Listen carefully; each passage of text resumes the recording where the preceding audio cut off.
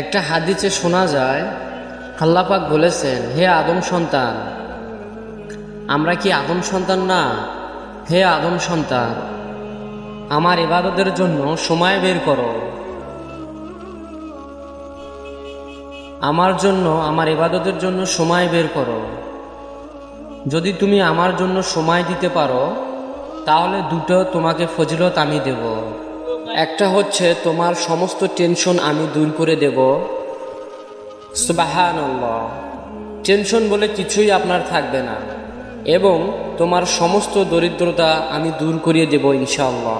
সুবহানাল্লাহ। আর আল্লাহ পাক বলেছেন, তুমি যদি এটি না করো, আমার জন্য সময় না দাও, আমার ইবাদতের জন্য সময় বের করতে না পারো, তাহলে তোমার দুই হাতকে আমি ব্যস্ততা দিয়ে ভরে দেব।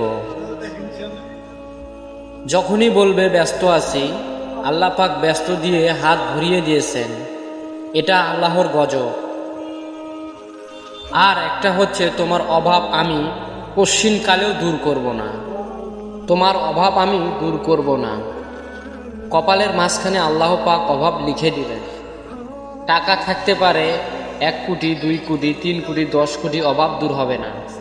কারণ টাকা মানুষের অভাব দূর করে না, আল্লাহ মানুষের অভাব দূর করেন। একজন ভ্যান চালক সারাদিন ভ্যান চালিয়ে দেখবেন রাতের বেলায় দিব্যি সে নাক ডেকে ঘুমাচ্ছে, প্রশান্তির ঘুম। আর দেখবেন bank balance crore crore, million million dollar পড়ে আছে, ঘুম নাই, শান্তি নাই।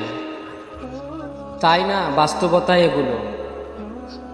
অতএব এটা আল্লাহর গজব।